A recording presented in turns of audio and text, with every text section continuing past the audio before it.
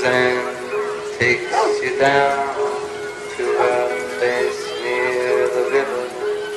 You can hear the boats go by.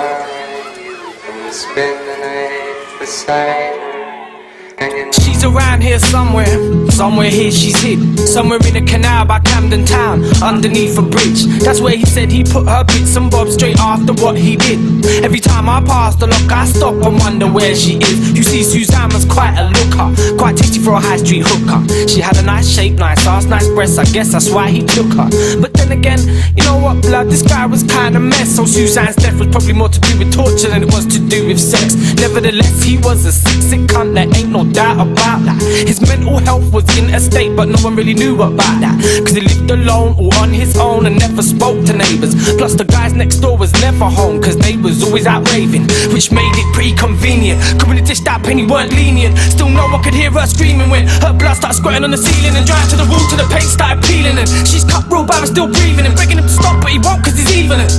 He ain't about to start reasoning. Suzanne takes you down, down, takes you down to her place near the river, near the river.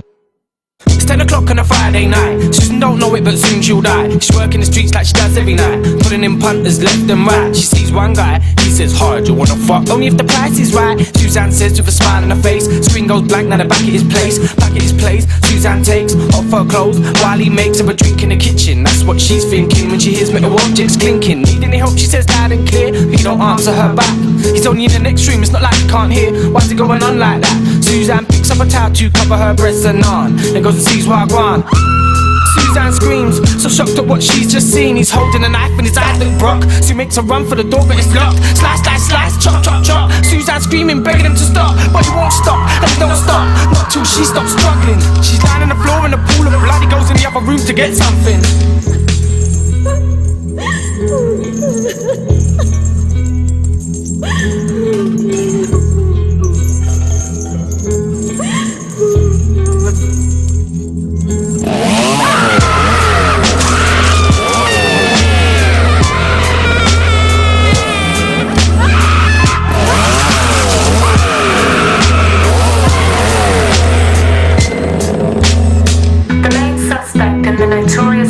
Murder investigation was convicted today.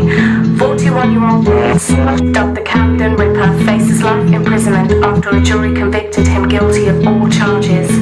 The body of Suzanne Smith, his fifth victim, has still not been found, and police have given up the search. Claims he threw her in the canal after decapitating her head and severing her arms and legs from her torso. Other breaking news today. So we come to the end of the story. Suzanne died and then threw gory, along with a string of other girls he already killed cause they offered to pleasure him orally. Now banged up, not a threat, now a figure. Last you'll hear of the Camden Ripper. Yes, of course he escapes, and you better give a second thought about walking around showing off your figure. After Suzanne, like I said, man, her body parts still never been found. Remember next time you're walking around Camden, look to keep an eye out, cause you might see a piece of her floating by. Cotch on the bridge, smoking weed, getting high, cause since she's there and need not lie, now he's gonna live in jail for the rest of his life.